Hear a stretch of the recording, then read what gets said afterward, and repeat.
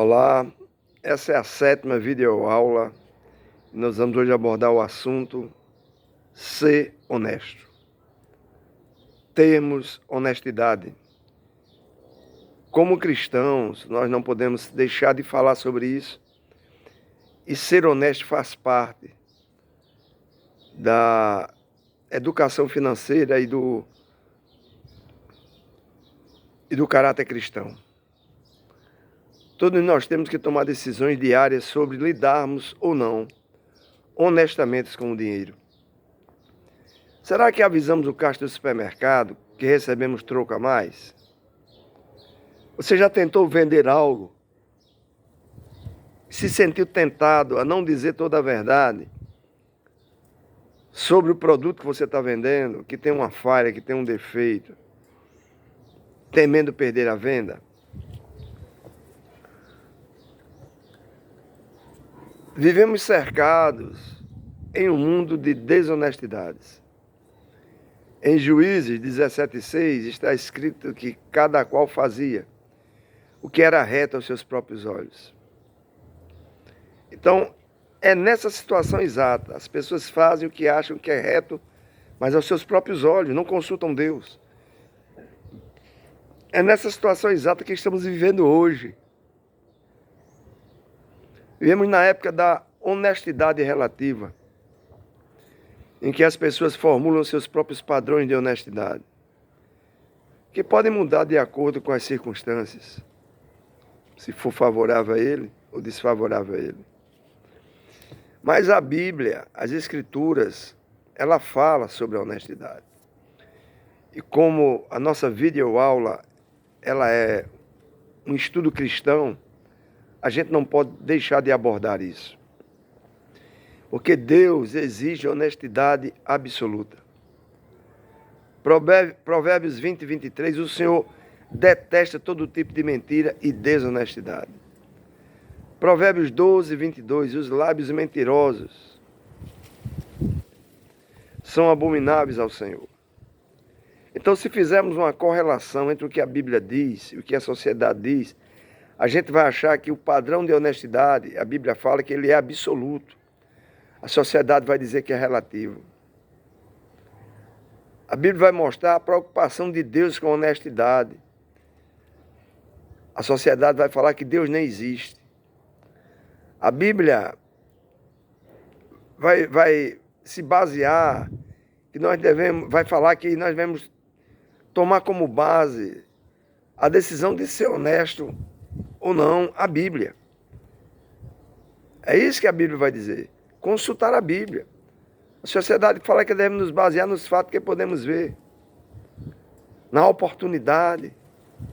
Mas não é isso que a Bíblia diz. A gente devia se perguntar, se isso agradará a Deus.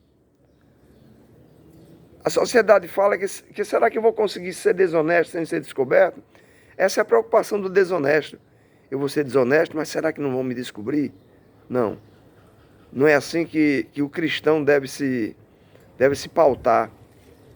Em todo tempo, a honestidade dele é absoluta. A verdade faz parte dos atributos de Deus. João 14:6, Jesus disse que era a verdade. O Senhor nos ordena a refletir seu caráter honesto e santo. 1 Pedro 1:15-16, Pedro escrevendo, ele escreveu que tornai-vos santos. Também vós mesmos em todo o vosso procedimento. Porque escrito está, sede santos, porque eu sou santo. O Senhor deseja que nos moldemos ao seu caráter honesto, em vez de nos moldarmos à natureza desonesta do diabo. Deus impôs o padrão da honestidade absoluta para os cristãos, pelas seguintes razões. Não podemos ser desonestos e dizer que amamos a Deus. 2 dos 10 mandamentos falam sobre a honestidade. Não furtarás, não dirás falso testemunho contra o teu próximo. E Jesus diz em João 14:15, se me amais, guardarei os meus mandamentos. Então não podemos desobedecer praticando desonestidade e ainda dizermos que amamos a Deus. Quando somos desonestos, agimos como se o Deus vivo nem existisse. Decidimos resolver as coisas por conta própria e agimos com desonestidade. Também agimos como se Deus fosse incapaz de descobrir a nossa desonestidade, não tivesse poder para nos disciplinar. Se temos o temor do Senhor, cremos que Ele nos disciplinará e então deixaremos de agir de maneira desonesta.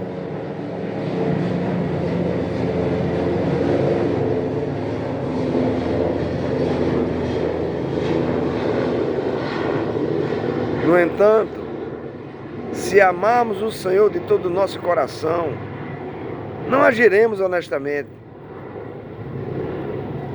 por medo da disciplina do Senhor. Eu não vou agir honestamente com medo de ser disciplinado pelo Senhor.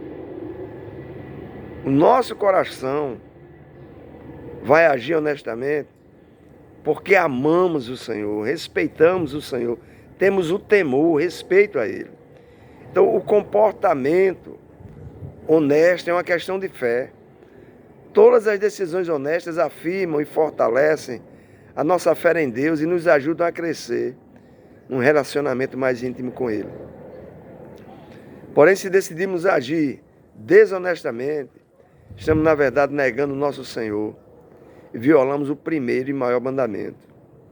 É impossível amar a Deus com todo o nosso coração, nossa mente e nossa alma, se ao mesmo tempo formos desonestos e agimos como se Ele não existisse. Provérbios 14:2 diz que a pessoa desonesta odeia a Deus. O que anda na retidão teme ao Senhor, mas o que anda em caminho tortuosos o despreza. Não podemos ser desonestos e amar o nosso próximo. O Senhor exige honestidade absoluta, porque o comportamento desonesto também transgride o segundo mandamento, que é tal qual o primeiro. Marcos 12:31, amarás o teu próximo como a ti mesmo. Romanos 13:9-10, se você amar o seu próximo tanto quanto ama a si mesmo, não desejará maltratá-lo ou enganá-lo, matá-lo ou roubar-lhe algo. O amor não faz mal a ninguém. Então, quando agimos desonestamente, roubamos algo de outra pessoa. Você pode se enganar com o pensamento de que é apenas a empresa que eu trabalho que eu estou roubando, ou o governo, ou a companhia de seguros do meu carro, da minha casa, que está sofrendo a perda da sua desonestidade, mas na verdade são os donos do negócio, os colegas contribuintes do imposto de renda que estamos roubando. É como se roubássemos o dinheiro de suas carteiras. A desonestidade sempre fere as pessoas. A vítima sempre será seu próximo. Escolher andar pelo caminho estreito da honestidade. Escolher andar pelo caminho estreito da honestidade, lembra? Caminho estreito e apertado. Elimina as muitas possibilidades de desonestidade. A tomada de decisão se torna mais simples, porque o caminho honesto é um caminho sem barreiras. Deus exige que sejamos totalmente honestos, pois mesmo o menor ato de desonestidade é considerado pecado. E mesmo o menor pecado interromperá nossa comunhão com o Senhor e retardará nossa maturidade, nosso crescimento em Cristo. O povo de Deus deve ser honesto, mesmo nas pequenas questões. Se não vivemos a nossa vida rendida ao Espírito Santo, e se não negarmos a nós mesmos, todos nós vamos agir desonestamente. Gálatas 5:16-17, vivam pelo Espírito, de nenhum modo satisfarão os desejos da carne, pois a carne deseja o que é contrário ao Espírito, e o Espírito deseja o que é contrário à carne. Marcos 7:21-22, pois do interior do coração dos homens vêm os maus pensamentos, os roubos, o engano. O desejo do Espírito Santo é que sejamos honestos.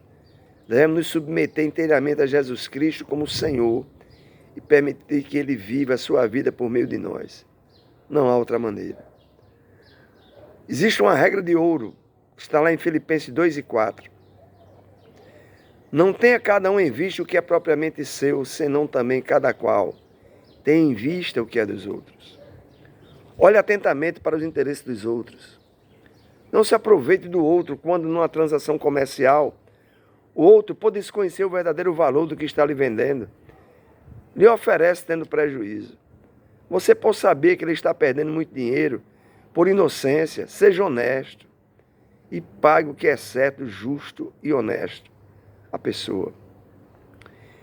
Segunda regra é: isole-se de pessoas desonestas.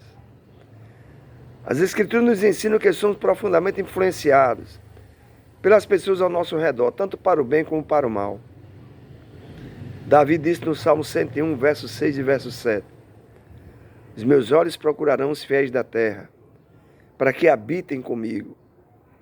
O que anda em reto caminho, esse me servirá.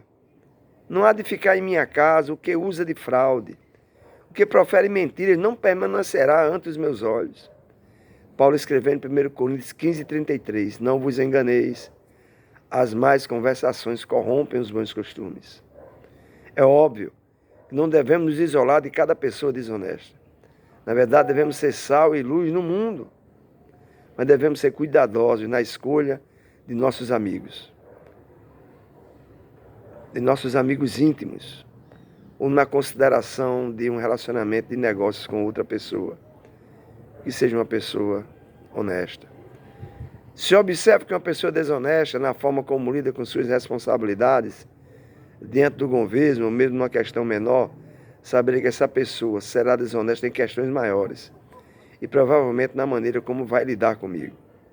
Em minha opinião, uma pessoa não pode escolher quando ser honesta e quando não ser honesta. Ou essa pessoa é absolutamente honesta, ou a sua desonestidade prevalecerá cada vez mais. Por isso me diga, com quem tu andas, e eu te direi quem és. Restaure sua comunhão com Deus. Toda vez que pecamos, quebramos a nossa comunhão com nosso Senhor, mas precisamos restaurar. Se confessarmos nossos pecados, Ele é fiel e justo para nos perdoar os pecados e nos purificar de toda injustiça. Restaure a sua comunhão com a pessoa que você prejudicou. Depois que a nossa comunhão com o Senhor for restaurada, precisamos confessar a pessoa a quem ofendemos. Tiago 5,16 vai dizer que confessai, pois, vossos pecados uns aos outros. Essa é uma prática difícil para alguns, mas a confissão ajuda a quebrar o hábito da desonestidade. Devolva o que adquiriu desonestamente. A restituição é uma expressão do arrependimento, um esforço para corrigir o erro.